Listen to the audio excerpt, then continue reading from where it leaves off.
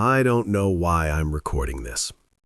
Maybe that's not true. Maybe I do know, and I just don't want to say it plainly. My name is Harold Voss. I'm 74 years old, and most mornings I wake up before the light comes in and I lie there, and I think about a house on Clement Street that I haven't lived in for 41 years. I still drive past it. Not every week, not even every month maybe, but when I'm on that side of town, and sometimes I go to that side of town for no real reason I can name, I slow down. I don't stop, I just slow down. And I look at the front window, and I look at the porch where the railing is still crooked, same as it was when we were there, and I keep driving. My daughter asked me once where I was going. I said, the hardware store. She didn't question it. Eleanor and I moved into that house in the spring of 1982. We were young. I was 33, and I thought 33 was old. I think about that now, and I almost want to laugh, but it doesn't quite become a laugh. The house needed work. The kitchen had this linoleum floor that peeled up at the corner near the back door, and no matter how many times I pressed it down, by morning it had curled back up again. Eleanor used to say it was the house breathing. I used to say it was just bad adhesive. We were both right about a lot of things in the way that means neither of us was really listening. We had a son. We had Daniel. He came 2 years after the house. We put him in the small room at the end of the hall, the one with the window that looked out over the neighbor's oak tree. In the fall, the leaves would press against the glass like they were trying to look in. I worked a lot in those years. I want to say that simply, without defending it. I worked a lot.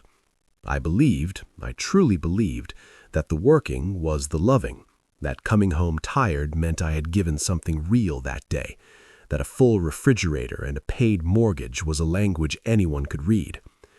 Daniel couldn't read it. I don't think Eleanor could either, toward the end.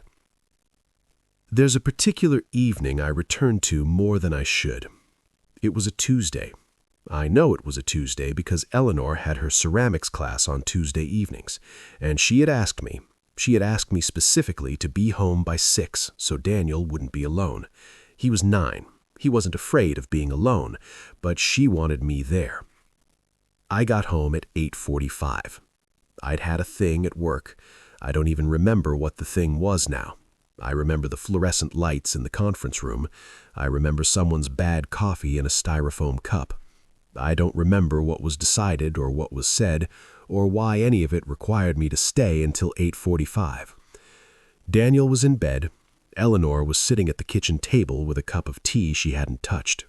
She didn't say anything. She looked at me, and then she looked at the window, and then she got up and rinsed her cup and went to bed. I stood in that kitchen for a while. I looked at the peeling linoleum. I thought, I'll fix that this weekend. I didn't fix it that weekend. People talk about the big moments, the arguments that end things, the words that can't be unsaid. They talk about those like they're the explanation. But I think for us, it wasn't a moment. It was more like the way a room gets cold. You don't feel it happening, and then one day you notice you've been cold for a long time. Eleanor and I separated in the fall of 1989. Daniel was 8. No, he was 9. He was 9, and he took it the way children take things, which is quietly, and in ways you don't see until much later. We sold the house on Clement Street. I remember the last morning I was there. I walked through the rooms, which were empty by then, our things already gone. The walls had these pale rectangles where the pictures had hung, like the house remembered what had been there. The linoleum in the kitchen had been pulled up by whoever was moving in.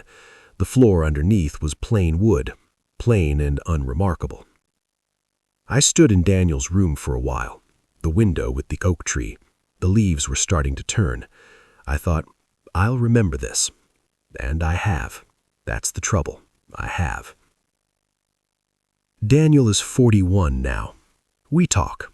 I want to be careful about what I say here because he has his own life and he's been generous with me in ways I don't think I've fully earned. We talk on the phone. We see each other at Thanksgiving, sometimes Christmas. He has 2 kids of his own, Mara and the little one, Owen. And when I watch them with them, I see something I recognize and something I don't. What I recognize is the tiredness, the kind that comes from providing. What I don't recognize is the way he stays in the room. He stays in the room with them, even when he's tired, even when his phone is in his pocket and I can see he wants to look at it. He stays, and he bends down to their level, and he just stays. I don't know when he learned that. I know he didn't learn it from me. I drive past the house on Clement Street, and I'm not sure what I'm looking for. Eleanor passed 6 years ago. It was her heart. It was sudden, and then it wasn't, if that makes any sense.